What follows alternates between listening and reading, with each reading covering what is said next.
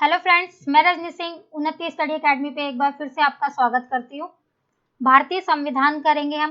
भारतीय संविधान पार्ट 2 हमने पिछले वीडियो में करा था, जिसमें हमने भारतीय संविधान के भाग करे हैं। पार्ट 3 इस वीडियो में हम करेंगे अनुसूची और अनुच्छेद।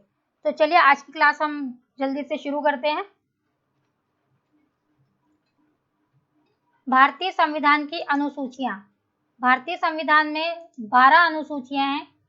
इसमें पहले ये अनुसूची थी 8 अनुसूची थी, अब बढ़कर 12 हो गई हैं। कुल 12 अनुसूचियां, तो 12 अनुसूचियों को हम जल्दी से पढ़ लेते हैं। पहली अनुसूची में है राज्य और केंद्र शासित प्रदेशों और उनके प्रदेशों की सूची। यानी पहली अनुसूची के अंतर्गत राज्यों और केंद्र शासित जो प्रदेश हैं उनके प्रदेशों की सूची रखी गई है।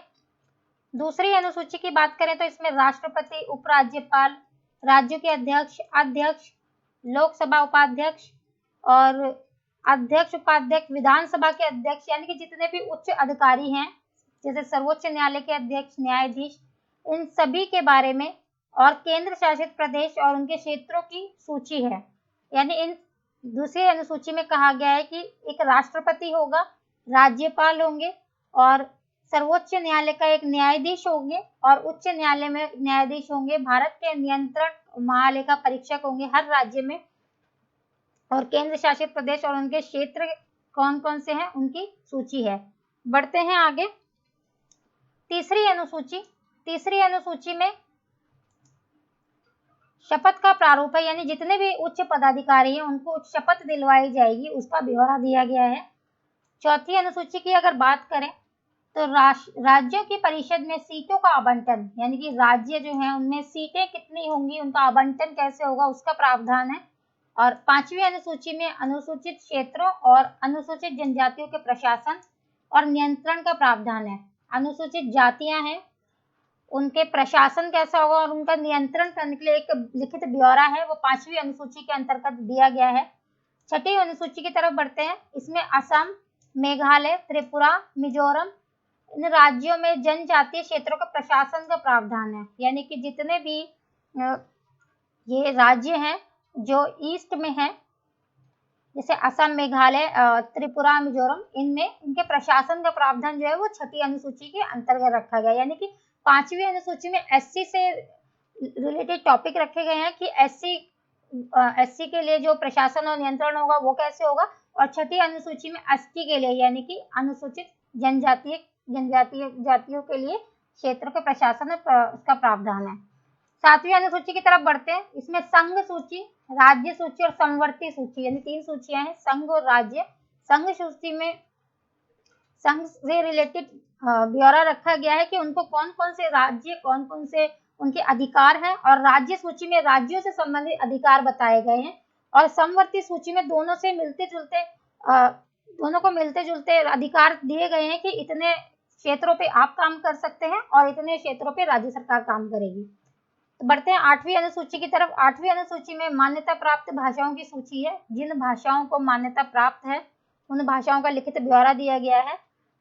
9वीं अनुसूची में कुछ अधिनियमों, विनियमों के सत्यापन का प्रावधान है। बढ़ते हैं अगली अनुसूची की तरफ। 10वीं अनुसूची, इसमें दल बदल के आधार पर अयोग्यता का प्रावधान दिया गया है। 11वीं अनुसूची है, इसमें पंचायतों की शक्तियां, अधिकार और उत्तरदायित्व, यानी 11वीं अनुसूची में पंचायत से रिलेटेड टॉपिक है, जैसे कि उनकी शक्तियां क्या हैं, उनके कार्य क्या रहेंगे, उनका अधिकार क्षेत्र कितना है और उनके उत्तरदायित्व कितने हैं, उनको किन किन जगहों पे अपने कार्य को करना है, उनका लिखित ब्यौरा दिया गया है। 12वीं अनुसूची है जो हमारी, उसमें नगर पालिकाओं की शक्तियां, अधिकार और उत्तरदायित्व की बात की गई है। यानी कि 11वीं अनुसूची और 12वीं अनुसूची दोनों में क्या है, 11वीं अनुसूची में पंचायतों की शक्तियां, यानी कि इनसे गाँव में जितने भी जो पंचायतें होती हैं, गाँव के विकास के लिए इनको बनाया गया है पंचायत को, कि उनकी शक्तियां और अधिकार, उत्तरदायित्व बांटे गए हैं। और 12वीं अनुसूची में नगरों के लिए उनकी शक्तियां और अधिकार बांटे गए हैं। आगे बढ़ते हैं। भारतीय संविधान के कुछ महत्वपूर्ण अनुच्छेद हैं, उनको हम पढ़ेंगे। जैसे भारतीय संविधान के महत्वपूर्ण अनुच्छेद में सबसे जो महत्वपूर्ण है वो है मौलिक अधिकार। मौलिक अधिकार में ये अनुच्छेद 12 से 35 तक दिए गए हैं। ये एक बहुत ही प्रमुख हिस्सा है जिसके बारे में हर सभी को पता होना चाहिए, तो इन्हें हम पढ़ लेते हैं जल्दी से। भारतीय नागरिकों को मुख्य रूप से 6 मौलिक अधिकार प्राप्त है। पहला है समानता का अधिकार, ये अनुच्छेद 14 से 18 तक वर्णित है। दूसरा है स्वतंत्रता का अधिकार, ये अनुच्छेद 19 से 22 तक वर्णित है। तीसरा है शोषण के विरुद्ध अधिकार, अनुच्छेद 23 से लेकर 24 तक वर्णित है ये। चौथा है धार्मिक स्वतंत्रता का अधिकार, ये अनुच्छेद 25 से 28 तक वर्णित है। और पांचवा है सांस्कृतिक तथा शिक्षा संबंधी अधिकार, अनुच्छेद 29 से लेकर 30 तक ये लिखित है। हमारा छठा जो अधिकार है वो संवैधानिक उपचारों का अधिकार, ये अनुच्छेद 32 में है। तो हमने संविधान के जो कुछ महत्वपूर्ण अनुच्छेद हैं जिसमें हमने मौलिक अधिकार को हम बहुत महत्वपूर्ण मानते हैं, तो उसके हमने लिखित ये कुछ जो हमारे मौलिक अधिकार है उन्हें हमने पढ़ा है। आगे बढ़ते हैं, अब संविधान की विशेषताएं करते हैं। तो पहला जो है वो है हमारा जो संविधान है वो सबसे लंबा और लिखित संविधान है, यानी कि पूरे विश्व के अंदर हमारा जो संविधान है यानी भारत का जो संविधान है वो सबसे लंबा और लिखित संविधान है। दूसरी हमारी विशेषता है वो भारत जो है एक धर्मनिरपेक्ष देश है, यानी कि यहाँ पे सभी धर्म को समान माना जाता है। धर्मनिरपेक्ष देश की संज्ञा दी गई है इसको। भारत एक संघवाद है, भारत में संघवाद है यानी कि संघीय व्यवस्था है।